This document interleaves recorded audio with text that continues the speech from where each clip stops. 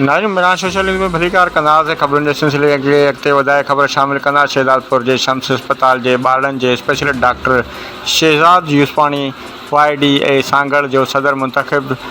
थियण ते शम्स अस्पताल जे मुलाज़िमनि पारां ख़ुशीअ में खेसि गुलनि जा हार पाराए केक कटे मुबारकबाद ॾिनी वई। शहदादपुर जे institute of medical science Shams अस्पताल जे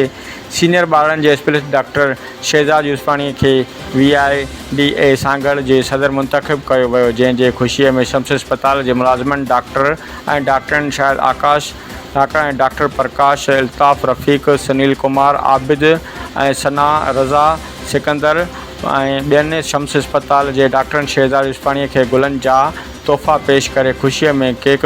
कटियो वियो ऐं खेसि मुबारक ॾिनी वई। उन ई हवाले सां ही रिपोर्ट पेश आहे शहदादपुर खां असांजे मेरा सोशल न्यूज़ जो रिपोर्टर